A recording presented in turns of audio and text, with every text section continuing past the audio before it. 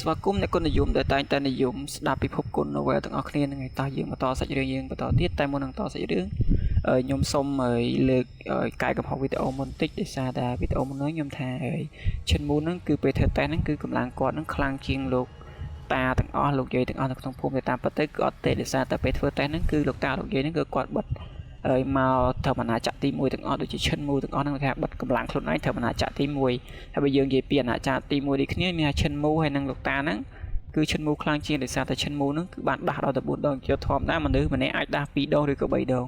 ប៉ុន្តែឈិនមូនៅអាណាចក្រអំព្រយងរៀមហ្នឹងគឺគាត់ដាស់បានដល់ទៅ4ដងអញ្ចឹងកម្លាំងគាត់នៅពេលដែលកម្រិតទី1នេះគ្នាគាត់ខ្លាំងជាងខ្ញុំសូមអធិស្ឋានឲ្យហ្នឹងបន្តិចតោះឥឡូវយើងតសាច់រឿងយើងឡើងទៀតបន្ទាប់ពីឈិនមូចេញពីបន្ទប់មកដើរយ៉ាងសង្ហាសម្លៀកបំពាក់ទាំងនេះពិតជាសមនឹងរាងកាយរបស់គាត់ខ្លាំងណាស់ហើយអស្ចារ្យជាងសម្លៀកបំពាក់ស្បែកសត្វទៅទៀតម្ចាស់ហាងញញឹមហើយនិយាយថាចៅវាយវ័យក្មេងទោះបីជាក្រណាត់នេះអាចការពារដាវនិងលំពេងក៏ដោយក៏វាមិនអាចរារាំងអាវុធវិញ្ញាណដូចជាមជុលបានទេដូច្នេះហើយចៅវាយវ័យក្មេងចាំបាច់ត្រូវតែយកចិត្តទុកដាក់ឈិនមូងក់ក្បាលហើយអរគុណចំពោះបំណងល្អរបស់គាត់ម្ចាស់ហាងផ្ទះដៃហៅយុវជនម្នាក់មកគាត់បានណែនាំដោយស្រទន់ហើយយុវជនម្នាក់នោះយកថង់កាក់មកខូចឲ្យឈិនមូលោកម្ចាស់ក្មេងទោះបីជាមានលុយច្រើនទោះបីជាមានលុយមិនច្រើននៅក្នុងថង់នេះក្តីតែវាជាឆន្ទៈរបស់អ្នកក្រមបង្គាប់ឈិនមូបានចាប់កាក់មួយបាច់ហើយមានតម្លៃប្រហែល100 200នៅក្នុងកាបូបហើយញញឹមថាខ្ញុំបានយកកំណប់របស់ហាងរបស់អ្នកហើយដូច្នេះអ្នកគួរតែទុកប្រាក់នៅសល់ទៅវិញចុះបន្ទាប់មកលុះពេលយប់មកដល់ហូលីងអឺបានបំភ្លឺចង្កៀងប្រេងហើយឈិនមូបានឈិតឱកាសលើកស្រោមដៃរបស់គាត់ឡើងមកនៅលើស្រោមដៃមានអំបោះមួយលាតសន្ធឹងក្បាលរបស់វាចេញដូចជាពស់វិញ្ញាណហើយកាន់តែក្រាស់បន្តិចម្ដងមិនយូរប៉ុន្មានគាត់អាចមើលឃើញការសរសេរនៃបទគម្ពីរអរិយឋានសួគ៌ហើយបានវិភាគវាយ៉ាងលម្អិតគម្ពីរអរិយឋានសួគ៌ដ៏អស្ចារ្យគឺជាគម្ពីរដែលអាចប្រែក្លាយអ្វីមួយទៅជាព្រះនិងអ្វីមួយទៅជាអរិយបាននៅពេលដែលឈិនមូបានចាក់ចេញទៅលោកយាយស៊ីបានបញ្ជូនគម្ពីរនេះទៅគាត់ប៉ុន្តែនាងមិនបានបង្រៀនគាត់អំពីរបៀបដាំដុះវាទេហើយឲ្យគាត់ស្វែងយល់វាដោយខ្លួនឯងលោកយាយស៊ីបាននិយាយថាគម្ពីរអរិយដ៏អស្ចារ្យនៃឋានសួគ៌មានដើមកំណើតមកពីពួកបរិសុទ្ធដែលបានចុះមកពិភពរមែងស្លាប់ហើយគ្រងនឹងប្រើបច្ចេកទេសនេះដើម្បីបំភ្លឺដល់សត្វមានជីវិតទាំងអស់ប៉ុន្តែបច្ចេកទេសនេះងាយស្រួលពេកក្នុងការដាំដុះដូច្នេះហើយទើបគេស្គាល់ថាវាជាគម្ពីរអរិយឋានសួគ៌មិគីរបស់ពួកបរិសុទ្ធគឺគ្មានអ្វីក្រៅពីការប្រើប្រាស់ប្រចាំថ្ងៃសម្រាប់មនុស្សទូទៅនោះទេអ្នកដែលធ្វើផ្ទុយពីការចាត់ទុកជាការខុសឆ្គងប្រព្រឹត្តដោយត្រង់ដើរតាមធម្មជាតិនោះហើយជាអត្ថន័យរបស់វាអត្ថន័យនៃប្រយោគនេះគឺថាគ្រប់គោលការណ៍មិនថាផ្លូវរបស់ព្រះមាឬព្រះពុទ្ធគឺខុសឆ្គងប្រសិនបើមិនអាចប្រើសម្រាប់មនុស្សទូទៅបានដរាបណាមនុស្សទូទៅអាចប្រើប្រាស់វាជារៀងរាល់ថ្ងៃជាផ្លូវសុចរិតអ្វីទៅដែលហៅថាផ្លូវសុចរិតប្រព្រឹត្តដោយត្រង់ទៅតាមដំណើរនៃធម្មជាតិវាមានសាលចំនួន360និងចវាយនាយនៃសាសនាអរិយឋានសួគ៌សុទ្ធតែមានប្រភពពីវិជ្ជាជីវៈចំនួន360ដែលជាកម្មសិទ្ធិរបស់មនុស្សទូទៅពួកវាទាំងអស់សម្រាប់ប្រើប្រាស់ប្រចាំថ្ងៃសម្រាប់មនុស្សទូទៅដែលអាចត្រូវគេមើលឃើញជាទូទៅសិល្បៈដទេវភាពដែលប្រើដោយសារចំនួន360ក៏សម្រាប់ប្រើប្រាស់ប្រចាំថ្ងៃផងដែរឧទាហរណ៍ Rain Hall Master នៃកន្លែងនេះគឺសាលភ្លៀងធ្លាក់ហ្នឹងឯងតែងតែប្រើអក្ខរាវិរុទ្ធដើម្បីបង្កើតភ្លៀងនិងដោះស្រាយបញ្ហាគ្រោះរាំងស្ងួតសម្រាប់មនុស្សទូទៅទាំងនេះជាស្នាដៃសិល្បៈធម្មតាសម្រាប់ផ្លូវរបស់ព្រះនិង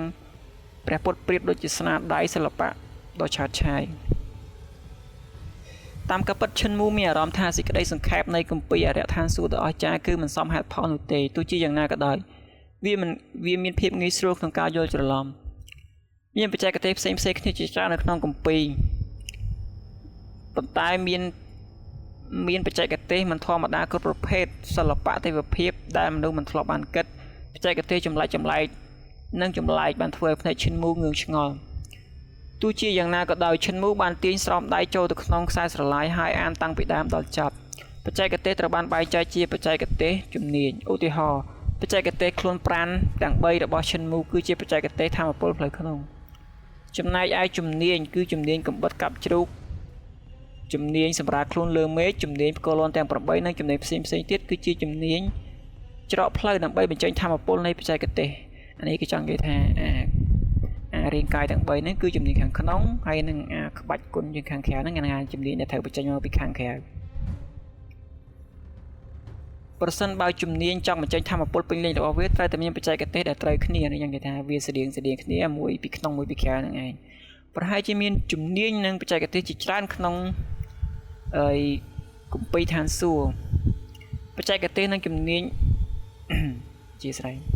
ប៉ុន្តែมันមានបច្ចេកទេសណាមួយដែលអាចបញ្ជាគ្រប់បច្ចេកទេសនិងជំនាញទាំងអស់បានឡើយ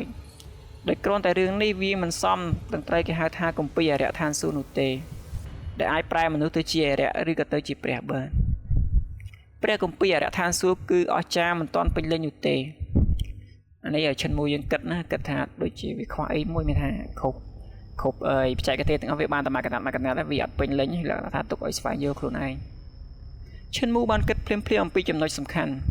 ព្រះគម្ពីរអរិយឋានសួគ៌ដ៏អស្ចារ្យអាចរួមបញ្ចូលទាំងអស់ប៉ុន្តែវាខ្វះបច្ចេកទេសក្នុងការបង្រួបបង្រួមទាំងអស់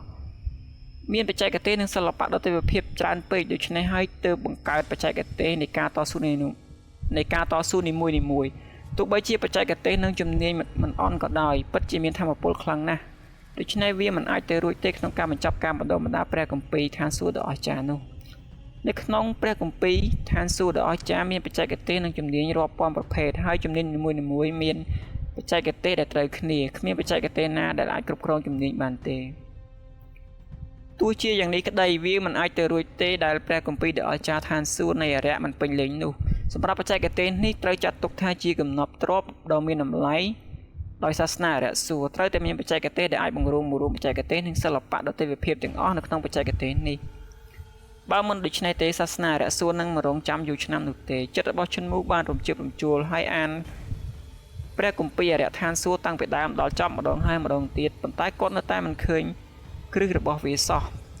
បន្ទាប់ពីគាត់បានពិនិត្យមើលវាតាំងពីដើមដល់ចប់ប៉ុន្តែគាត់នៅតែរកមិនឃើញអ្វីសោះតែអាចកំបាំងនៃគម្ពីរអរិយឋានសួគ៌ដ៏អស្ចារ្យនៅទីណាជីតាប្រហែលជាមិនបានរកឃើញបច្ចេកទេសសង្ខេបនៃព្រះគម្ពីរអរិយឋានសួគ៌ដ៏អស្ចារ្យនោះទេឈិនមូសេចក្ដីគិតយ៉ាងជ្រៅក្នុងចំណោមមនុស្សចាស់ទាំង9នាក់ក្នុងភូមិជនពិការលោកយាយស៊ីមានឋានៈទាបបំផុតនិយាយថាក្នុង9នាក់ហ្នឹងលោកយាយស៊ីគឺមានឋានៈទាបជាងគេនេះគួរតែជាហេតុផលដែលនាងអាចរួមបញ្ចូលគ្នានៅបច្ចេកទេសផ្សេងពីបទគម្ពីរអរិយឋានសួគ៌ទាំងមូលនាងគួរតែបណ្ដុះបច្ចេកទេសមួយចំនួនក្នុងវាដើម្បីការពារពីការខ្ជះខ្ជាយពេលវេលានិងកម្លាំងបណ្ដុះបណ្ដាលបច្ចេកទេសច្រើនពេកចង់និយាយថាប្រហែលជាលោកយាយនឹងចេះអត់អស់ទេគ្រាន់តែថាចេះបច្ចេកទេសមួយចំនួនហើយនឹងរៀនអីមួយចំនួនដើម្បីការពារខ្លួនដើម្បីថាកុំឲ្យកូពីនៅខ្លួន4-10ឆ្នាំហើយវាអត់ប្រយោជន៍សុទ្ធណាកុំឲ្យខាតពេលអញ្ចឹងមានថាបណ្ដុះមួយចំនួនអត់មួយចំនួននឹងឯងវាស្ទើរតែមិនអាចទៅរួចទេសម្រាប់មនុស្សម្នាក់ក្នុងការរៀនបច្ចេកទេសជំនាញរាប់ពាន់ក៏ដូចជាធ្វើជាម្ចាស់វាទាំងអស់នៅក្នុងឆ្នាំរស់នៅរបស់ពួកគេចឹងនិយាយថាវាមិនស្រួលទេសម្រាប់មនុស្សម្នាក់រៀនរាប់ពាន់ជំនាញក្នុងមួយជីវិតរបស់យើងនឹងឯងតើវាអាចទៅរួចក្នុងប្រអប់ថ្មបុព្វបុរសចំនួនមុនបានផ្សារភ្ជាប់ដែរទេអូឡើយនេះឈិនមូចង់និយាយថាវាអត់ពេញលេញប្រហែលជាមាននៅហើយកន្លែងណាទៀតដែរដូចមានស្អីទីកូនសោដូចអីមួយទៀតសម្រាប់ភ្ជាប់ឬក៏មកពេញចឹងហើយឈិនមូបានរកឃើញប្រអប់ត្បូងថ្មនៅក្នុងកាបូបរបស់គាត់ប្រអប់ត្បូងនេះត្រូវបានលោកយាយស៊ីដាក់នៅក្នុងកាបូបរបស់គាត់ឈិនមូបានព្យាយាមបើកប្រអប់ត្បូងប៉ុន្តែមានសូត្រច្រើនជាន់បានបិទវានៅពេលដែលលោកយាយស៊ីបានបង្កភាពរង្គោះរង្គើនៅឯទីក្រុងនេះពេលនោះនាងបាននិយាយថាវត្ថុស័ក្តិសិទ្ធិគឺជាត្រារបស់មេវិសាចចឹងនិយាយថារបស់ឲ្យមេបៈអរិយវិសាចចំនួនមុនកន្លែងហ្នឹងគឺមេបៈអរិយវិសាចឲ្យមេបៈសាសនាអរិយសួគ៌ហ្នឹងឯងខ្លះគេហៅសាសនាខ្លះគេហៅនិកាយអញ្ចឹងខ្ញុំជាងច្រឡំណាស់ឥឡូវខ្ញុំសុំហៅសាសនាឬក៏ខ្លះហៅនិកាយយើងស្ដាប់និកាយអរិយឋានសួគ៌ឈិនមូបានចាប់លើសាលាចរិតមួយហើយបើកវាថ្នមស្ដាប់តែវត្ថុស័ក្តិសិទ្ធិបានចេញមកយ៉ាងងាយស្រួលឈិនមូសម្លឹងមើលដល់អត់លាក់លៀមហើយក្រឡេកមើលទៅខាងក្រោយនៃសាលាចរិតមានពាក្យមួយចំនួនដែលសរសេរថាវាគឺជាคล้ายទេដាច់ចកេះផឹងឥឡូវចង់និយាយថាពេលឈិនមូបើកប្រអប់នឹងបានហើយមានវត្ថុស័ក្តិសិទ្ធិកន្លែងហ្នឹងគេហៅថា talisman តែខ្ញុំបកមកតែវាគេថាគឺវត្ថុស័ក្តិសិទ្ធិហ្នឹងឯងបងប្អូនប៉ុន្តែដល់ពេលចាប់វត្ថុស័ក្តិសិទ្ធិបានមើលខាងក្រោយមកវាមិនមែននេះវាមិនមែនជាវត្ថុស័ក្តិសិទ្ធិឬក៏មិនមែនជាកលឹះស្អីទេគេដាក់ថាហ្នឹងគឺរបស់คล้ายហ្នឹងឯងមានថាដាច់ចកេះឈិនមូយ៉ាងហ្នឹងបើគ្មានបច្ចេកទេសបង្រួប បង្រួមគ្រប់យ៉ាងទេតើអ្នកណាអាចបណ្ដុះបណ្ដាលគម្ពីរអរិយដ្ឋានសួគ៌ដ៏អស្ចារ្យនេះបានគាត់មានអារម្មណ៍ឈឺក្បាលដោយគិតអំពីរឿងនេះមួយសន្ទុះមកគាត់បាននិយាយដោយស្ងៀបស្ងាត់ទៅកាន់ខ្លួនគាត់ថាបច្ចេកទេសរបស់ខ្ញុំគឺខ្លួនប្រាណសម្ងាត់ទាំង3គឺបច្ចេកទេសខ្លួនប្រាណទាំង3ដែលគ្រប់គ្រងរាងកាយដោយសារតែខ្ញុំមានបច្ចេកទេសនេះរួចហើយបានជាខ្ញុំត្រូវការស្វែងរកវិធីសាស្ត្រដើម្បីបង្រួបបង្រួមអរិយដ្ឋានសួគ៌ដ៏អស្ចារ្យតែខ្ញុំអាចប្រើបច្ចេកទេសរាងកាយទាំង3បានដែរឬទេហើយចង់និយាយថាពេលខ្លះឈិនមូសង្ស័យថាដោយសារតែគាត់បានវឹកហាត់បច្ចេកទេសផ្សេងបានវឹកហាត់បច្ចេកទេសសម្ភារក្នុងសម្ភារៈហ្នឹងវាអត់បានល្អមានថាវាពីប្រឆាំងគ្នាយ៉ាងไงគាត់គាត់តែសង្ស័យទៀតនេះគាត់បានធ្វើនៅអ្វីដែលគាត់បានគិតហើយបានបោកសិភៅគម្ពីរអរិយដ្ឋានសួគ៌ដ៏អស្ចារ្យហើយបានរកឃើញអក្ខរាវិរុទ្ធមួយចំនួនដែលមានឈ្មោះថា Secret of Moving Rain ឬอะไรយើងសូមនិយាយថាអាចកំបាំងនៃការផ្លាស់ប្ដូរទឹកភ្លៀងមួយសន្ទុះក្រោយមកគាត់បានរៀនអក្ខរាវិរុទ្ធនោះរួចគាត់បានបើបង្អួចមើលភាពងងឹតនៅខាងក្រៅគាត់ស្ទាក់ស្ទើរមួយសន្ទុះហើយភ្លាមក៏ដឹងខ្លួនថានេះមិនមែនជាទឹកដីប្រាសាទដ៏អស្ចារ្យទៀតទេភាពងងឹតនៅខាងក្រៅគ្រាន់តែជាភាពងងឹតធម្មតាតែប៉ុណ្ណោះកន្លែងនេះខ្ញុំសូមនិយាយតិចមានថាវាមិនមែនទឹកដីដែលឈិនមូនៅគឺមានតែយប់មានតែថ្ងៃពេលយប់គឺមិនមែនយប់គឺជាភាពងងឹតដោយសបោទៅដោយភាពគ្រោះថ្នាក់អរិយបិសាចអីចឹងទៅហ្នឹងឯងតែនៅនេះគឺដល់ពេលចេញមកដល់តំបន់សន្តិភាពនេះគឺយប់ដែលយើងធម្មតាហ្នឹងឯងបងប្អូនវាលែងមានស្អីមកសម្លាប់មករំខានរត់ចូលភូមិដូចជំនាន់ដូចនៅទីកន្លែងឈិនមូរស់នៅពីក្មេងនោះទេឈិនមូសម្រាប់ហើយលោតចេញពីបង្អួចរួចឡើងលើដំបូលផ្ទះសំណាក់ខណៈកញ្ជ្រោងពណ៌សហើយចេញមកលើខ្នើយដេករហូតមកកញ្ជ្រោងដោយខ្យល់បិសាចបក់មកខ្នើយក៏អណ្ដែតឡើងលើដំបូលរួចក៏ចុះមកក្បែរឈិនមូតែនេះគឺជាអ្វីនៅលើមេឃកន្លែងនេះកញ្ជ្រោងសួរថានៅស្អីទៅលើមេឃហ្នឹងមានថាឃើញព្រះច័ន្ទហ្នឹងឯងកញ្ជ្រោងក៏ស្រែកព្រាមពេលចង្អុលទៅព្រះច័ន្ទនៅលើមេឃដោយភ័យស្លន់ស្លោនឹងភ័យខ្លាចនោះគឺជាព្រះច័ន្ទឈិនមូងើយក្បាលឡើងដើម្បីមើលដោយភ្នែកមិនច្បាស់លាស់ហើយនិយាយថានោះគួរតែជាព្រះច័ន្ទខ្ញុំបានឃើញព្រះច័ន្ទនៅពេលថ្ងៃហើយមើលទៅស្រដៀងនឹងព្រះច័ន្ទនេះណាចង់និយាយថាឃើញនៅពេលថ្ងៃហ្នឹងគឺនៅតំបន់ប្រាសាទដ៏អស្ចារ្យហ្នឹងគឺពេលថ្ងៃទីបានមើលព្រះច័ន្ទឃើញមានថាពេលខ្លះព្រះច័ន្ទរះពេលថ្ងៃហ្នឹងឯងដោយសារតែពេលយប់គឺងឹតស្លុងដល់ពេលអញ្ចឹងលោកយាយស៊ីប្រាប់តាមហ្នឹងហើយគឺព្រះច័ន្ទហើយដល់ពេលឥឡូវឃើញនៅពេលយប់ហើយវាដូចគ្នានៅពេលថ្ងៃហ្នឹងឯងចឹងក៏សន្និដ្ឋានថាហ្នឹងព្រះច័ន្ទទៅនិយាយទៅពិបាកដែរមនុស្សយើងបើសិនជានៅក្នុងរូបភ្នំរហូតដល់ឃើញព្រះច័ន្ទណាហើយស្រាប់តែគេឲ្យថតមួយហើយដល់ពេលយើងឃើញព្រះច័ន្ទនៅពេលយប់យើងផ្ទៀងគ្នាថាអាហ្នឹងប្រហែលជាព្រះច័ន្ទហ្នឹងអាហ្នឹងគឺនៅអញ្ចឹងឯងហ្នឹងឯងបងប្អូនយប់នៅ Great Rune គឺងងឹតទាំងស្រុងហើយគ្មានអ្វីអាចមើលឃើញនៅលើមេឃទេស្រដៀងគ្នានេះដែរយប់នៃ Great Rune ក៏គ្មានផ្កាយដែរ Great Rune ឬក៏បើប្រាសាទអាត់កំបាំងហ្នឹងគឺតែមួយទេបងប្អូនហ្នឹងពេលខ្លះគេបកពេលខ្លះគេអត់បកអញ្ចឹងទៅខ្ញុំពេលខ្លះច្រឡំអាន Great Rune ពេលខ្លះអានប្រាសាទអាត់កំបាំងឬក៏ប្រាសាទអស្ចារ្យហ្នឹងឯងនៅក្រោមពន្លឺព្រះច័ន្ទឈិនមូបាន ប្រតិបត្តិអាត់កំបាំងនៃការផ្លាស់ទីទឹកភ្លៀងហើយអាប់នៅលើមេឃពីផ្ទះសំណាក់បានបង្រួបបង្រួមភ្លាមហើយបានធ្លាក់ភ្លៀងមកជាបន្តបន្ទាប់ឈិនមូបានក្រវីដៃរបស់គាត់ហើយភ្លៀងទាំងអស់បានកកភ្លាមហើយខ្សែទឹកបានព្យុះនៅលើអាកាសហាក់ដូចជាពេលវេលាបានឈប់ហើយយ៉ាងនិយាយថាដំបូងប្រច័នស្រឡះដល់ពេលតែឈិនមូបានប្រើបច្ចេកទេសផ្លាស់ទីទឹកភ្លៀងសម្ងាត់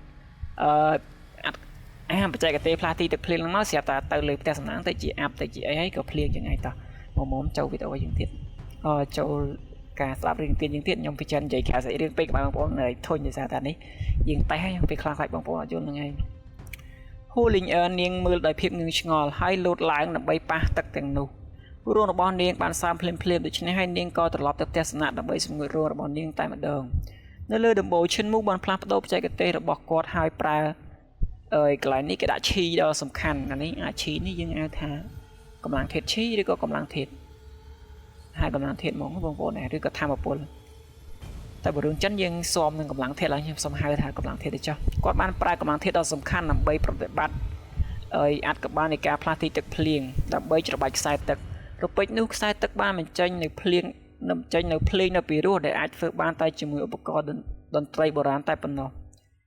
ពេលភ្លេងមិនលឺឡើងភ្លេងក៏ប្រែคล้ายទៅជាកំបិតមុតដែលហោះមកលើដីដែលហោះមកពីលើមេឃឆ្ពោះទៅដីផ្លិតទឹកទាំងនេះហោះជាង30 ហ្វីតមុនពេលវាចាប់ផ្ដើមបាត់បង់ធម្មពលហើយប្រែទៅជាទឹកខោវិញមានន័យថាពេលឈិនមូបង្កើតហ្នឹងវាចេញរូបរាងដាវផ្លែតអញ្ចឹងហើយស្រាប់តែពេលអស់ធម្មពលក៏ទៅជារូបរាងទឹកភ្លេងធម្មតាហ្នឹងឯងទីនេះជាកន្លែងប្រមូលផ្ដុំសម្រាប់ការជួញដូរហើយប្រជាជននៅទីនេះភាគច្រើនជាឈ្មោះដូច្នេះហើយគ្មាននរណាម្នាក់អាចចូលរួមដាំដុះនៅទីនេះជាមួយគាត់បានទេអានេះចង់និយាយថាគេលក់ដូរទាំងអស់មានណាហាត់ទេចឹងហាត់តែឯងដែរបន្ទាប់មកឈិនមូរអ៊ូក្នុងចិត្តថាវានៅតែមិនល្អគ្រប់គ្រាន់នោះទេជំហានរបស់ឈិនមូបានរំកិលខណៈគាត់បន្តគូសខ្សែទឹកអាវុធរាប់រយគ្រាប់បានខ្វែងគំនិតគ្នានិងប៉ះទង្គិចគ្នាក្នុងភ្លៀងធ្វើឲ្យមេឃស្រឡះដោយភាពសាហាវខូខើហូលីងអឺបានអណ្ដែតចេញពីបង្អួចផ្ទះសំណាក់ហើយផ្ទះដាច់អបអរម្ដងហើយម្ដងទៀតអាចកំបាំងផ្លាស់ទីទឹកភ្លៀងមានបច្ចេកទេសផ្ទាល់ខ្លួនហើយតែឈិនមូតែងតែមានអារម្មណ៍ថាអូអានេះចឹងគេថាសុំខ្ញុំ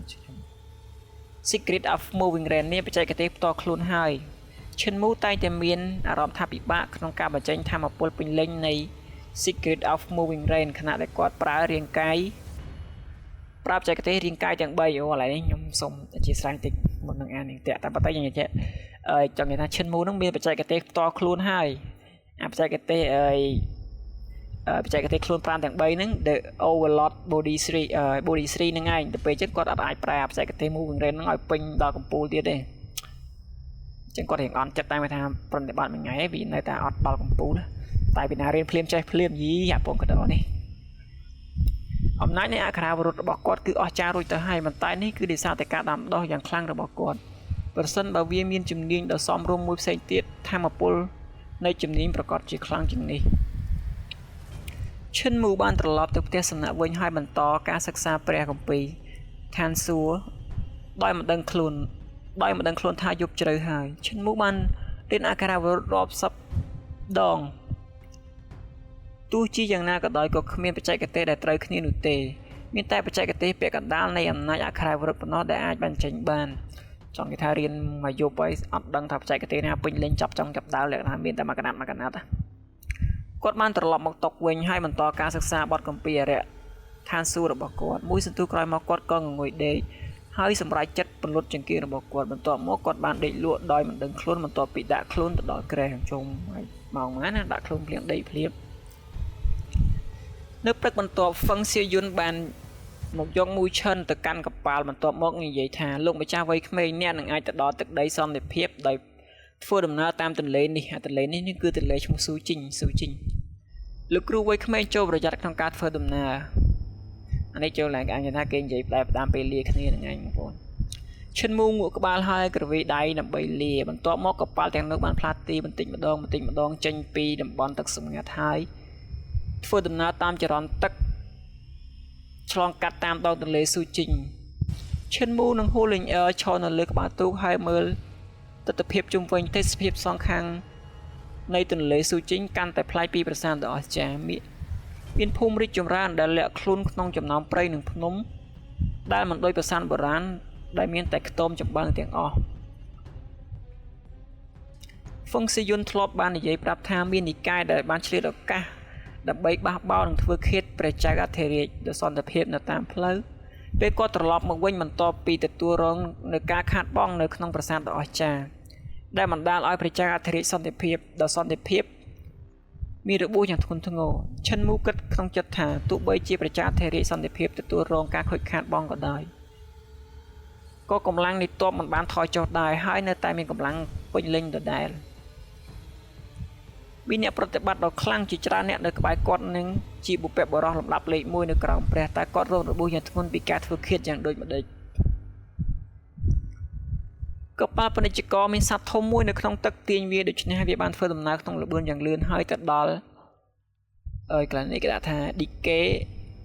Decay River County មិន country ណា county នៅពេលល្ងាចតែខ្ញុំសូមបកប្រែថាស្រុក Decay River ព្រោះ county ហ្នឹងបកប្រែថាស្រុកហ្នឹងឯងស្រុក Decay River ត្រូវបានសាងសង់តាមដងទន្លេហើយមានទំហំធំជាងទីក្រុងនាគក្រឡេកមើលជុំវិញ ក្រឡេកមើលជុំវិញដោយភ្នែកឋានសួគ៌របស់ឈិនមូមិនបានរកឃើញរូបសំណាកដុតទេវភាពដែលមានទេពកោសល្យអស្ចារ្យនិងមានអារម្មណ៍ថាមិនសប្បាយចិត្តនោះទេការរស់នៅក្នុងតំបន់ Great Rune តាំងពីក្មេងមកវាជាសភាវគតិរបស់គាត់រួចទៅហើយក្នុងការស្វែងរកកន្លែងស្នាក់នៅដែលស្ថិតនៅក្រោមការការពាររបស់រូបសំណាកដុតទេវភាពមុនពេលយប់វានឹងពិបាកសម្រាប់គាត់ក្នុងការផ្លាស់ប្ដូរទម្លាប់នេះក្នុងរយៈពេលដ៏ខ្លីកន្លែងនេះសូមបើកវងកញ្ចក់បន្តិចមានន័យថានៅតំបន់សម្ងាត់ហ្នឹងឲ្យតែពេលយប់បើអត់បានមកដល់ភូមិទេគឺត្រូវតែរកកន្លែងណាមានវិញ្ញាណការពារមានអីចឹងទៅបើអត់ចឹងទេអត់អាចទប់ទល់នឹងសម្លេងអរិយឬសម្លេងវិស័យក្នុងទីងឹតហ្នឹងបានទេបងប្អូនដូចយើងមើល anime ចឹងគេថារត់ចូលរូងផ្ទុំរត់ចូលអីហ្នឹងទៅដើម្បីឆោកបត់ចឹងទេគឺថាយប់មិនយប់ធម្មតាគេយប់បហាតែម្ដងនៅស្រុក DK River ចរាចរណ៍បានឈប់ភ្លាម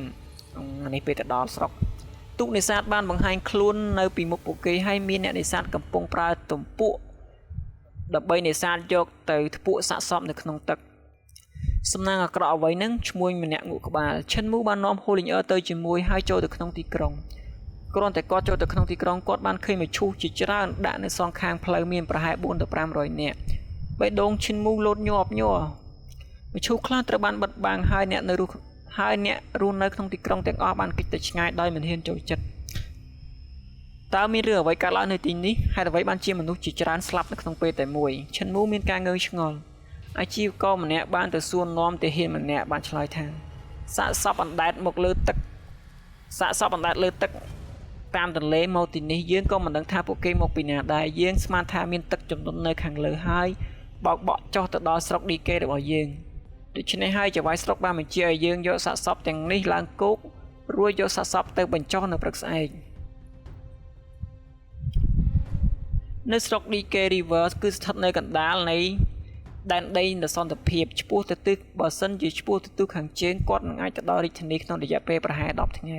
បើសិនបើគាត់បន្តទៅទិសខាងកើតគាត់នឹងអាចឃើញសមុទ្រក្នុងចម្ងាយប្រហែល 1000 ម៉ាយមេឃងឹតបន្តិចម្ដងហើយភាពងឹតនៃពេលយប់កាន់តែដុនដាបទៅឈិនមូទម្លាក់ផែនទីហើយមើលទៅក្រៅបង្អួចភាពងឹតទីនេះខុសពីភាពងឹតនៅក្នុងប្រាសាទរូនពេលយប់នៅក្នុងអាណាចក្រដ៏សន្តិភាពបានប្រែជាងឹតបន្តិចម្ដងហើយមានព្រះច័ន្ទនិងផ្កាយរះនៅលើមេឃទោះជាយ៉ាងណាក៏ដោយនៅពេលយប់ធ្លាក់ចូលនៅក្នុងប្រាសាទដ៏អស្ចារ្យភាពងឹតវាយលុកពីខាងលិចហើយបានគ្រប់រំដោះអ្វីទាំងអស់ភ្លាមមិនមានពលឺនៅក្នុងភពងឹតទេប្រៀបធៀបទេកន្លែងហ្នឹងដែលហ្នឹងឆាប់ធ្វើមុនមានដែរសិនគាត់បានលោតចេញមកទៅក្រៅបង្អួចយ៉ាងប្រយ័ត្នប្រយែងហើយមិនមានគ្រោះថ្នាក់អ្វីក្នុងភាពងឹតខាងក្រៅឡើយតែប្រាសាទដ៏អស្ចារ្យបានឆ្លងកាត់អ្វីខ្លះដើម្បីឲ្យមានការកើតឡើងដោយចម្លែកបែបនេះដូចជាការលុកលុយពីភាពងឹតឈិនមូបានសិក្សាវាដោយយកចិត្តទុកដាក់លើកនេះគាត់កំពុងស្វែងយល់អំពីការសរសេរនៃការបង្កើតគម្ពីរអរិយដ្ឋានសួគ៌ដ៏អស្ចារ្យមានការសរសេរនៃការបង្កើតខុសៗគ្នានៅក្នុងព្រះគម្ពីរអរិយដ្ឋានសួគ៌មានបច្ចេកទេសបង្កើតអរិយបច្ចេកទេសបង្កើតព្រះសុំដល់ទីបច្ចេកទេសបង្កើតអរិយដ្ឋានសួគ៌បច្ចេកទេសបង្កើតព្រះសួគ៌បច្ចេកទេសបង្កើតបុព្វកាបច្ចេកទេសបង្កើតស្ដេចបច្ចេកទេសបង្កើតមនុស្សបច្ចេកទេសបង្កើតខ្មោចបច្ចេកទេសបង្កើតវិញ្ញាណនិងបច្ចេកទេសបង្កើតផែនដីអ៊ីអនតែកន្លែងនេះមិនមែនផ្សាយអ៊ីអនយើងបងប្អូនគេដាក់អ៊ីអនអញ្ចឹងកន្លែងហ្នឹងដាក់Earth Eon Creation តែឡើងខ្ញុំសុំហៅថាបច្ចេកទេសបង្កើតផែនដីតែពលហ្នឹងអត់ដឹងថាវាមិនដែរយើងគ្រាន់តែអានទៅក្នុងការវឹកហាត់ live វាមិនទាន់ដល់ការប្រើទេក្នុងចំណោមពួកគេឈិនមូបានរៀនពីបច្ចេកទេសបង្កើតអរិយបិសាចប៉ុន្តែយេស៊ីមិនបានបង្រៀនគាត់ពីបច្ចេកទេសពេញលេញទេ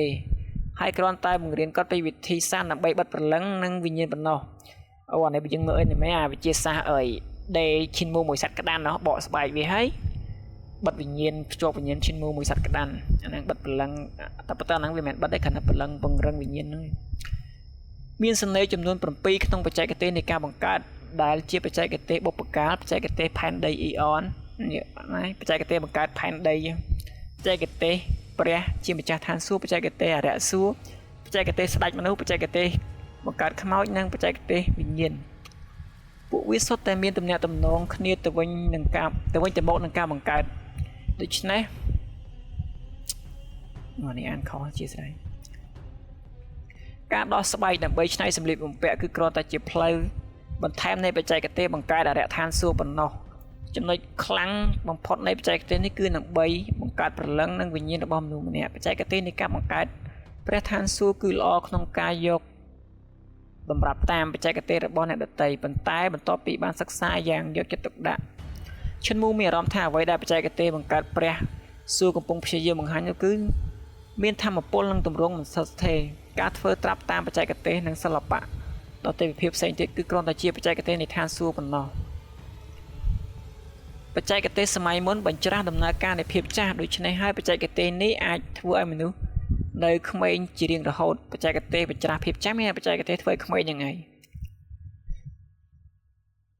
បុព្វបុរសវ័យក្មេងនៃសាសនារសួរគួរតែប្រើបច្ចេកទេសនេះពីមុនមកអញ្ចឹងនិយាយថាឲ្យមេបកសាសនារសួរមុនហ្នឹងគួរតែប្រើបច្ចេកទេសហ្នឹងឯងបានគាត់នៅក្មេងរហូតហ្នឹងឯងការសរសេរទាំង7នៃបច្ចេកទេសបង្កើតសុទ្ធតែមានចំណុចល្អប្រណិតប៉ុន្តែពិបាកយល់គាត់បានសញ្ជឹងគិតពីភាពអស្ចារ្យនៃសំណេរនោះរហូតដល់យប់ជ្រៅមុននឹងគាត់ដឹងរឿងនោះភាពដ៏ស្ងប់ស្ងាត់ល្អខ្យល់នៅខាងក្រៅបានរំខានដោយសំឡេងគង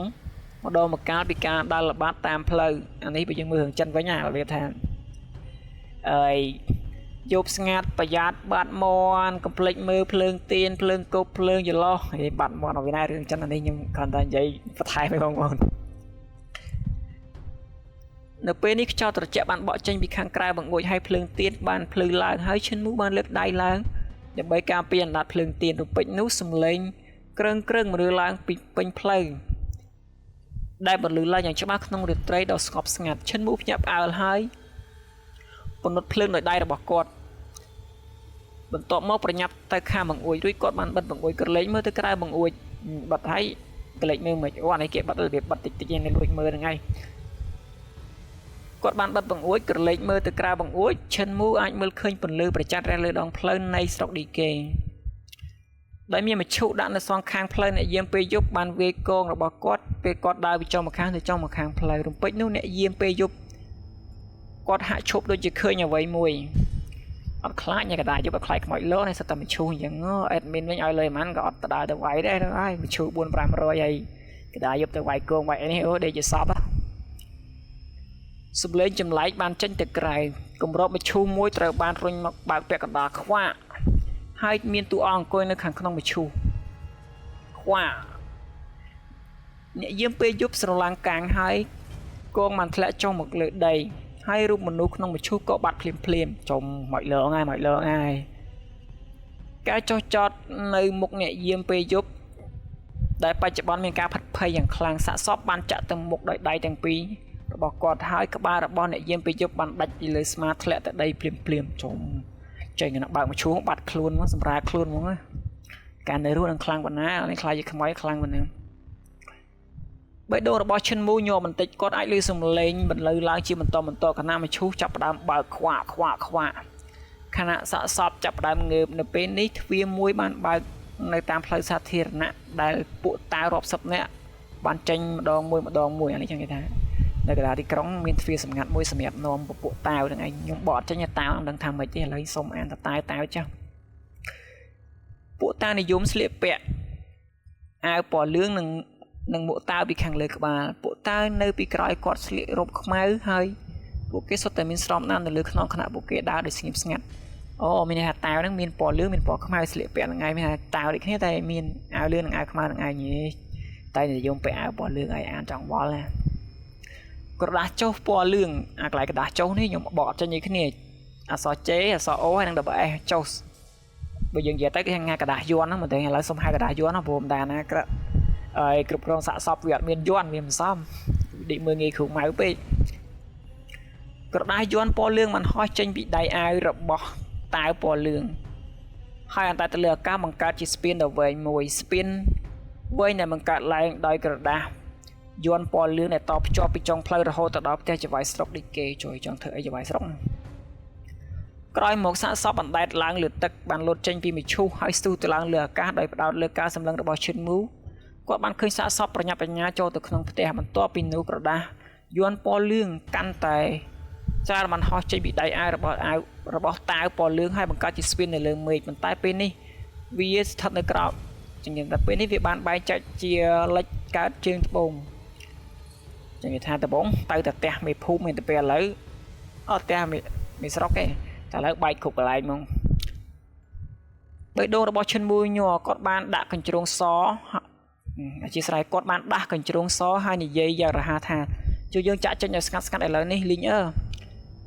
ហូលីងអឺមិនយល់ពីអ្វីដែលគាត់កំពុងនិយាយហើយព្រិចភ្នែកងើយគេរបស់នាងដោយងឿងឆ្ងល់រំពេចនោះសំឡេងញ័ររំជួយពិភពលោកមកពីផ្ទះចៅហ្វាយស្រុកហើយសំឡេងមួយបានស្រែកឡើងដោយការភ្ញាក់ផ្អើលនិងកំហឹងថាមានខ្មោចឆៅហោហើសាសនាសាសពអមតៈបានវាយលុក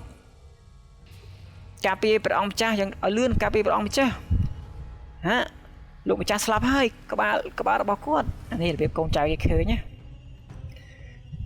នៅក្នុងផ្ទះសំណាក់ឈិនងងឿងឆ្ងល់ចៅហ្វាយស្រុកឌីគេស្លាប់លឿនណាស់មែនទេ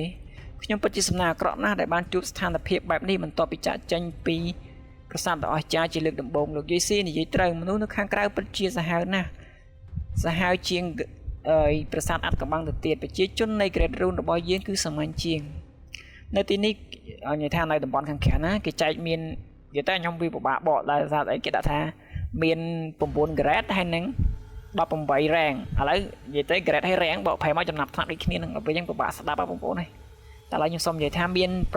9មាន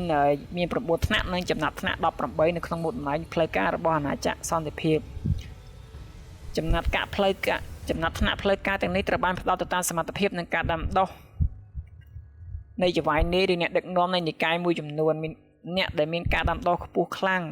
ដូច្នេះគេត្រូវចាត់តែងតាំងជាមន្ត្រីជាន់ខ្ពស់ចំណែកអ្នកដែលមានការដាំដុះទៀតត្រូវបានតែងតាំងជាអ្នកមន្ត្រីមូលដ្ឋានក៏មានអ្នកខ្លះទៀតត្រូវបានតែងតាំងជាអភិបាលរងនៃតាមតំបន់និងស្រុកនានាឧទាហរណ៍មូបៃហ្វឹងនៃប៉ទន្លេលីអានេះគេដាក់ថា Lee River Sword 6ចាំថាឧទាហរណ៍ដូចជាមូបៃហ្វឹងនៃប៉ដែនទន្លេលីគឺជាអ្នកហ្វឹកហាត់ដ៏ខ្លាំងបំផុតនៅព្រំដែនខាងត្បូងដូច្នេះហើយក៏ត្រូវតែងតាំងជាអភិបាលខេត្តលំដាប់ទី2បន្ទាប់ពីអ្នកមានអំណាចខ្លាំងបំផុតចំខ្លាំងជាងគេនៅលេខ2ទៀតហូលីងអឺបានភ្ញាក់ព្រឺខ្យល់បិសាចបានបក់ចេញពីបង្អួចដែលមានខ្យល់បិសាចបក់មកលើខ្នើយឈីងអឺលោតតាំងលើខ្នើយភ្លាមហើយសួរដោយងឿងឆ្ងល់ថាលោកគ្រូវ័យក្មេងទោះបីជាពួកគេបោះបោក៏ដោយពួកគេមិនទៅឆ្ងាយរហូតដល់សម្លាប់មនុស្សសាមញ្ញក្នុងទីក្រុងទាំងមូលមែនឬទេពួកគេមិនគួរគំរាមកំហែងដល់យើងមែនទេនេះចង់និយាយថាទោះជាពួកសាសនាអមតៈអធិស្ឋានទោះជានិកាយសាសនាជានិកាយសាកសពអមតៈនឹងបះបោក៏ដោយក៏មិនគួរសម្លាប់ប្រទេសមកសម្លាប់មនុស្សមកទីក្រុងដែរឥឡូវហ្នឹងហូលីងអឺយ៉ាងសួរឈិនមូអញ្ចឹងឈិនមូលួតចេញពីបង្អួចហើយមិនពេលគាត់អាចចុះទៅលើដីខ្យល់បិសាចបានបក់មកហើយយុវជនក៏ស្ទុះជន់ខ្យល់បិសាចទៅភ្លាមដើម្បីរត់ចេញពីទីក្រុងយ៉ាងលឿនដាវរបស់ខ្ញុំគឺជាដាវការពារដែលជាដាវមន្ត្រីជាន់ខ្ពស់លំដាប់មូលដ្ឋានទី1នៃគ្រួសារអធិរាជប្រសិនបើពួកគេរកឃើញដោយមនុស្សបះបោទាំងនោះពួកយើងនឹងស្លាប់មិនខានឡើយអ្នកបះបោទាំងនេះប្រកាសជាមិនអនុញ្ញាតឲ្យមនុស្សសាមញ្ញនៅក្នុងទីក្រុងចាក់ចេញនោះទេដូច្នេះយើងនឹងជាប់គាំងប្រសិនបើយើងនៅទីនេះនៅពេលដែលកងទ័ពអស្ចារ្យនៃចក្រភពសន្តិភាពមកដល់តាមមានមនុស្សប៉ុន្មានអ្នកនឹងរស់នៅក្នុងទីក្រុងសាសនាអធិស្ឋាននិកាយសាកសពអមតៈហាក់ដូចជាប្រើសាកសពដើម្បីដាំដុះប្រយោគនេះស្ដាប់មើលទៅគួរពិតជាគួរឲ្យភ័យខ្លាចខ្លាំងណាស់បើឈ្មោះសាកសពហ្នឹងមិនប្រើសាកសពដាំដុះទៀតចម្លែកមែននិកាយសាកសពអមតៈហ្នឹងនៅពេលនេះស្រុក DK River បានស្ថិតក្នុងភាពរញ៉េរញ៉ៃយ៉ាងខ្លាំងខណៈដែលការស្រែកប្រយុទ្ធបានមកលើឡើងគ្រប់ទីកន្លែងសាសនាអមតៈបានរៀបចំផែនការរួចហើយពួកគេបានប្រើសាកសព zombie ហោះដែលពួកគេចម្រាញ់ដើម្បីទុកបិទស្រុក DK ហើយបន្ទាប់មកបានបែងចែកកម្លាំងរបស់ពួកគេទាំងអស់ជ្រៀតទៅគ្រប់ទីកន្លែងនៅក្នុងទីក្រុងទោះបីជាមានអ្នកជំនាញនៅក្នុងស្រុក DK River ក៏ដោយម្នាក់បានវាយប្រយុទ្ធគ្នាដើម្បីការរស់រានមានជីវិតរៀងខ្លួនជាងគេថាទោះជា3នេះអ្នកបើខាត់ក៏ដោយក៏ត្រូវតែវាយយករួចខ្លួនសិនហើយចាំណាជួយមិនកើតទេក្បាលណាសក់ហ្នឹងហើយការស្រែកមួយបានកើតឡើងពីកណ្ដាលទីក្រុងឈិនមូមានការគិតទុកជាមុនក្នុងការចាក់ចេញមុនពេលកំណត់ដោយហូលីងអឺប្រើខ្យល់ហើយឈិនមូដើរលើខ្យល់ខណៈដែលមនុស្សនឹងកញ្ជ្រោងហៀបនឹងហោះចេញពីស្រុកដាវមួយបានលេចឡើងភ្លាម ឈិនមូមិនបានងាកក្រោយឡើយខណៈដែលត្រីនាគរបស់គាត់បានស្ដោះដាវការពារហើយហោះទៅលើមេឃហើយរុញថយក្រោយឌីងចឹងនិយាយថាមានដាវមួយលួចចាប់ពីក្រោយតែមកមានត្រីនាគមួយខ្ជាក់ដាវចេញពីមាត់ទៅផ្ទប់នឹងដាវហ្នឹងប៉ះខេទៅក៏លួចឌីងយ៉ាងហ្នឹងហើយដាវហោះដែលតម្រង់ទៅខាងក្រោយឈិនមូត្រូវបានផ្លាតចេញល្បឿននៃសន្ទុះដាវការពារមិនត្រូវបានកាត់បន្ថយទេដោយសារតែវាហោះតាមកម្លាំងធាតុដ៏សំខាន់ហើយបានចាក់ចំដើមទ្រូងរបស់មនុស្សនោះចឹងគេថានេះលួចចាក់គេចាក់វិញនេះជឿចាប់ហើយសិស្សមកពីនិកាយសាកសពអមតៈបានលួចចាក់គាត់ពីក្រោយខ្នងប៉ុន្តែតាំងពីកុមារភាពមកគាត់បានរៀនមូលដ្ឋាននៃការស្ដាប់សំឡេងពីលោកតាខ្វាក់បើមើលមិនឃើញមិនស្ដាប់ទឹកដាវដែលដាវមកពីកន្លែងដែលមានមនុស្សកំពុងឈរមិនអាចគេចផុតពីត្រចៀករបស់ឈិនមូបានទេនៅពេលដែលមនុស្សនោះបានវាយលុកយ៉ាងសាហាវនោះតែត្រូវឈិនមូវាយបកដោយចាក់គូប្រកួតដោយដាវការពាររបស់គាត់ជាទម្លាប់ទៅហើយដែលគាត់បានដាំដុះតាំងពីកុមារភាពខ្យល់បិសាចបាននាំមនុស្សនឹងកញ្ជ្រោងហោះចេញពីទីក្រុងនៅពេលមានសម្លេងបន្លឺឡើងថាបងប្រុសហេយិនមាននរណាម្នាក់រត់ចេញពីទីក្រុងហើយថែមទាំងសម្លាប់អូនប្រុសតូចទៀតផងហ៎សម្លាប់អូនប្រុសតូចសម្លេងភ្ញាក់ផ្អើលនឹងខឹងសម្បាបានបន្លឺឡើងពីកណ្ដាលទីក្រុងថាតើអ្នកណាជាអ្នកធ្វើតើអ្នកណាអាចឲ្យបងប្រុសតូចស្ថិតក្នុងគ្រោះថ្នាក់ដោយរបៀបណាតើខ្ញុំគួរបញ្យល់រឿងនេះទៅដល់ចៅហ្វាយយ៉ាងដូចម្ដេចឆ្មាំទីក្រុងនឹងទៅសម្លាប់គាត់ឆ្មាំទីក្រុងនៅទីនេះខ្ញុំនឹងទៅសម្លាប់គាត់ឈិនមូបានឈប់តាមជំហានរបស់គាត់ហើយខ្យល់របស់បិសាចបានខ្ចាត់ខ្ចាយភ្លាមហូលីងអឺបោះចោលខ្នើយទៅលើមេឃចង់ដេកដល់ណាទៀតនឹងហើយលោតចូលទៅក្នុងកាបូបស្ពីនៅពីក្រោយខ្នងរបស់ឈិនមូមុននឹងចូលទៅក្នុងផ្លូវក្រោមដីបងប្រុសតូចតែគាត់អាចជាកូនរបស់ចៅហ្វាយនាយនៃសាសនានៃនិកាយសាសនាអមតៈដែរឬទេឈិនមូបានចុះមកដីហើយស្ទុះរត់ចេញភ្លាមខណៈគិតក្នុងចិត្តថាគាត់អាចឬក៏អ្នកដែលគាត់សម្លាប់ហ្នឹងគ្រាន់តែជាសេះធម្មតាម្នាក់ប្រសិនបើប្រើខ្យល់បិសាចរបស់ Howling Air អាចមានភាពងាយស្រួលប៉ុន្តែល្បឿនរបស់វាមិនត្រូវគ្នានឹងល្បឿននៃការរត់របស់ឈិនមូនោះទេជានេះទៅទៀតវាកាន់តែពិបាកក្នុងការលាក់ខ្លួននៅលើមេឃហោះគេឃើញហើយខណៈដែលមនុស្សម្នាក់អាចប្រើប្រាស់ភ្នំនិងព្រៃឈើដែលការរត់នៅលើដីដែលធ្វើឲ្យវាកាន់តែពិបាកសម្រាប់សត្រូវក្នុងការតាមទាន់រំពេចនោះអណ្ដាតភ្លើងបានឆាប់ឆេះឡើងលើមេឃប្រែទៅជាសត្វស្លាប់ហើយលើមេឃ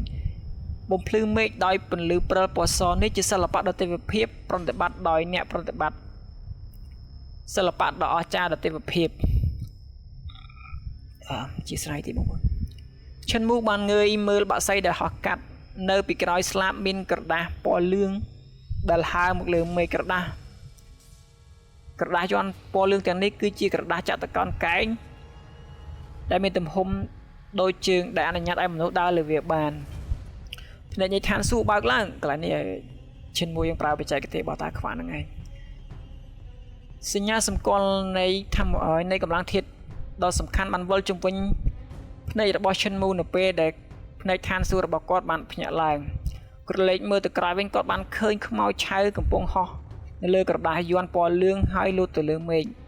ក្រដាសយ័ន្តពណ៌លឿងបំបែកផ្លូវជាពីរហើយខ្មោចស៊ូំប៊ីក៏បានបំបែកក្បួនជាពីរដែរនៅពេលដែលក្រដាសពណ៌លឿងកាន់តែច្រើនឡើងនៅលើមេឃពួកគេបានបំបែកផ្លូវជា4ហើយ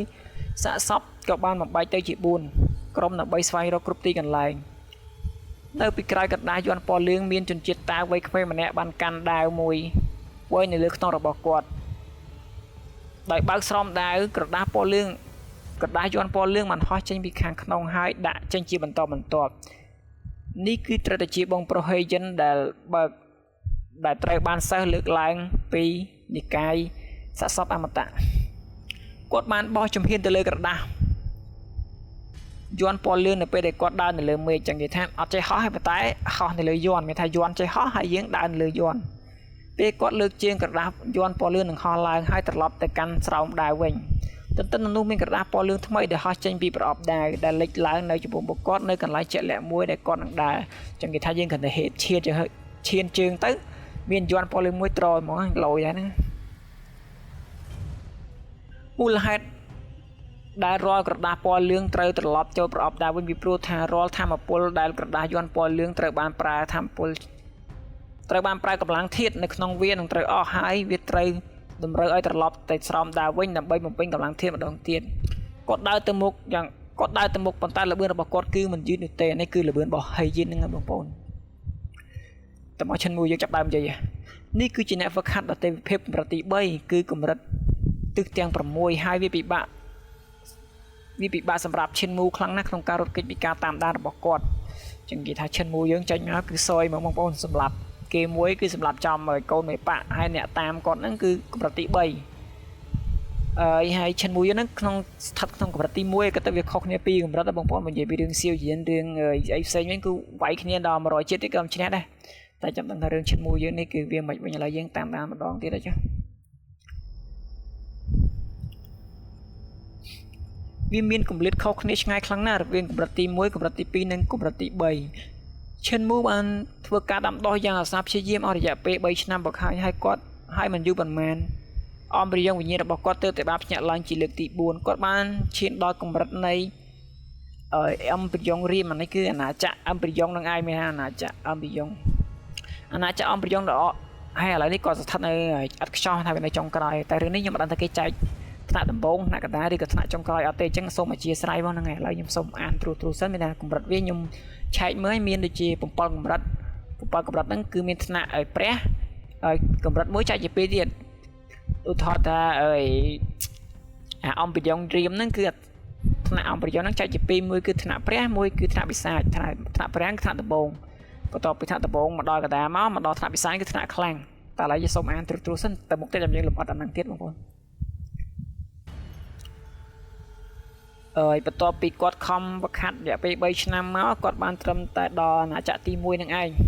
តែគំនិតជាការដាស់ឡើងលើកទី4គឺគាត់មិនអាចប៉ះដល់កម្រិតទី2បានទេកម្រិតទី2នេះគឺកម្រិតកំណប់ធាតុទាំង5ឬក៏ Five Talisman បងប្អូនតែខ្ញុំសូមហាងកម្រិតទី2លើស្រួលយល់ជាងហាងឈ្មោះពេលខ្លះអត់ដឹងទេបើបែងចែកបើយើងកម្រិតទី1ទី2ទី3មកដឹងថាអាណាខ្ពស់ជាងអាណាទាបជាងអាណាហ្មងមានភាពខុសគ្នានៃអាណាចក្រពីរវាងគាត់និង Heijinតាមវិធីផ្សេងៗដែល Heijin បានបង្ហាញគាត់គួរតែជាវិញ្ញាណបក្សីអូអានេះសត្វបក្សីនេះគឺវិញ្ញាណបក្សីបណ្ដោះសិល្បៈវិញ្ញាណបក្សីនិងសិល្បៈទេវភាពតកតនឹងភ្លើងស្រោបណាស់នៅលើខ្នងរបស់គាត់បង្ហាញថាគាត់បណ្ដោះជំនាញដាវក្រដាស់យ័ន្តពណ៌លឿងដែលចេញពីប្រអប់ដាវគាត់គួរតែជាការគ្រប់គ្រងដាវនិងជំនាញដាវរបស់គាត់ក្រដាស់យ័ន្តពណ៌លឿងបានហោះចេញមកហើយត្រឡប់មកវិញតាមវិធីសាស្ត្រដែរដើម្បីថែរក្សារាងកាយដែលហោះហើរជាច្រើនក៏ដូចជាតាវវ័យក្មេងដែលកំពុងធ្វើដំណើរនៅលើមេឃនេះបង្ហាញថាជំនាញដាវរបស់គាត់គឺពិតជាល្អខ្លាំងណាស់ប្រសិនបើខ្ញុំនៅតែមានស្នាមត្រារបស់ព្រះរូឡាយពីលោកតាម៉ាឬក៏ផ្នែកទីឬក៏កម្រិតផ្នែកទាំង9របស់លោកតាខ្វាក់ខ្ញុំនឹងមានទំនុកចិត្តក្នុងការប្រយុទ្ធជាមួយគាត់អានេះគឺជំនាញនៃលោកតាទាំង8 9នាក់ដាក់ឲ្យឈិនមូពេលចូលតំបន់ខ្មៅកង្កឹតតែឈិនមូបានប្រើអស់ហើយពេលប្រយុទ្ធជាមួយពិសាចនៅហ្នឹងរពេចនោះមានខ្មោចឆៅមួយក្បាលហោះមកក្រោយហើយចុះមកតាមក្រោយដោយឈិនមូរត់ទៅមុខយ៉ាងអន្ទះអន្ទែងមានសាកសពកាន់តែច្រើនឡើងបានទិញតាមគាត់ជាបន្តបន្ទាប់ស៊ូប៊ីហោះហើរទាំងនេះពិតជាមិនអាចហោះហើរបានទេស៊ូប៊ីហោះហើរពិតជាមិនអាចហោះហើរបានទេខិតយ័ន្តពណ៌លឿងពី Heijin បានហោះជាបន្តហើយចុះក្រោមជើងរបស់ពួកគេដើម្បីគ្រប់គ្រងពួកគេនេះអនុញ្ញាតឲ្យស៊ូប៊ីដើរនិងស៊ូប៊ីតែរត់ឬប្រយុទ្ធនៅលើមេឃដូចជាពួកគេមើលទៅដូចជាស៊ូប៊ីដែលហោះហើរបានអូឥឡូវត្រូវហើយវាមិនចេះហោះហើរទេគេថាវាហោះហើរលើយ័ន្តបើនិយាយទៅបើអត់មានយ័ន្តពណ៌លឿងហ្នឹងគឺវាដាក់ហើរអត់កើតទេហ្នឹងហើយដល់ណាហើយមិញនេះអនុញ្ញាតឲ្យស៊ូប៊ីនេះដើររត់ឬក៏ប្រយុទ្ធនៅលើមេឃ Hollinger បានយកក្បាលរបស់នាងចេញពីកាបូបស្ពាហ៍ហើយនាងបានប្រើអក្សរវិទ្យាដើម្បីផ្លុំខ្យល់បិសាចភ្លាមនៅក្នុងខ្យល់បិសាចវិញតម្រងត្រូវបានឈ្មោះទៅកាន់ស៊ូប៊ីដែលកំពុងតែហោះហើរនោះខ្លាសំឡេងប៉ះទង្គិចគ្នាបានបន្តឡើងជាបន្តហើយរបេះដូងរបស់ Hollinger បានលូតញាប់ខ្មោចឆៅដែលកំពុងហោះមានរូបរាងកាយរឹងមាំមិនអាចព្រៀបផ្ទឹមបានដែលបង្ហាញថាអក្សរវិទ្យារបស់នាងគ្មានប្រយោជន៍ទាំងស្រុងឈិនមូងក់ក្បាលសាកសពរបស់វិសាចហោះហើរគឺរឹងមាំមិនអាចព្រៀបផ្ទឹមបានហើយថែមទាំងខ្លាំងជាងគាត់ទៅទៀតពួកវាមានលក្ខណៈប្រហាក់ប្រហែលនឹងអាវុធវិញ្ញាណដែលមានរូបរាងជាមនុស្សនិយាយទៅឈិនមូចង់និយាយថាអាហ្នឹងគឺអាវុធនឹងឯង สะสมคืออาวุธตั้งแต่มาดองก็บ้านสำหรับจัดเพลนๆใบปฏิบัติการSecret of Moving Rain មានថាបច្ចេកទេសផ្លាស់ទីទឹកភ្លៀងនឹងឯងហើយពពកចាប់ផ្ដើមប្រមូលផ្ដុំនៅលើមេឃបន្ទាប់មកមានភ្លៀងធ្លាក់មកលីងអឺប្រើខ្យល់របស់អ្នកផងដោយយល់ពីអ្វីដែលគាត់ចង់បានហូលីងអឺបានបញ្ចេញអក្ខរាវិរុទ្ធភ្លាមបង្វិលដៃហើយដំណក់ទឹកភ្លៀងក៏ធ្លាក់មកក្រោយប្រែคล้ายជាដាវទឹកនៅក្នុងពេលជាមួយគ្នានោះខ្យល់ព្យុះដ៏ខ្លាំងបានបក់មកជួយដល់សន្ទុះទឹកភ្លៀងភ្លាមនោះផ្ដល់នូវការជំរុញធម្មពលនៃអក្ខរាវិរុទ្ធរបស់មូឈិនរបស់ឈិនមូនៅពេលវារុញទៅកាន់ស៊ូប៊ីដែលកំពុងហោះហើរមានថានេះគេរួមគ្នានឹងឯងសម្លេងប៉ះទង្គិចគ្នាបន្លឺឡើងនៅពេលដែលពួកគេទាំងពីរនាក់បានប្រតិបត្តិរួមគ្នាធម្មពលនៃអក្ខរាវិរុទ្ធបានកើនឡើងយ៉ាងខ្លាំងនៅពេលដែលដាវទឹកបានចាក់ភ្លាមតាមរយៈស្បែករឹងរបស់ស៊ូប៊ីមិនអាចព្រីផ្ទឹមបានទោះជាយ៉ាងណាក៏ដោយសត្វស៊ូប៊ីដែលកំពុងតែហោះហើរទាំងនោះហាក់ដូចជាគ្មានអារម្មណ៍ឈឺចាប់នោះទេខណៈដែលពួកគេបន្តដេញតាមយ៉ាងអន្ទះសារពួកគេមិនគេចពីអ្វីនៅពីមុខពួកគេឡើយដោយពួកគេបានបំបាច់អ្វីគ្រប់យ៉ាងតាមផ្លូវរបស់ពួកគេមិនថាដើមឈើឬផ្ទាំងថ្មនោះទេចឹងគេថានេះវាបានផលតែវាមុតប្រកបតែខ្មោចទាំងអស់នោះវាមានអារម្មណ៍ថាឈឺទេបើនិយាយសាមញ្ញទៅបើខ្មោចអីមានអារម្មណ៍ឈឺទៀតបើលែងមានជីវិតដែរណាព្រោះខ្ញុំមិនអាចសម្លាប់អ្នកបានខ្ញុំមានតែបំបែកអ្នកចេញពីគ្នាអញ្ចឹងគេថាបើវាយអាងាប់មានតែកំតិចហ្មងឈិនមូបានបន្តប្រតិបត្តិ Secret of Moving Rain ជាស្រ័យច្រឡំមកទេឈិនមូបានបន្តបច្ចេកទេសផ្លាស់ប្ដូរទឹកភ្លៀងខណៈដែល Holinger ក៏បន្តប្រើខ្យល់របស់នាងហើយថែមទាំងធ្វើឲ្យខូចអវយវៈ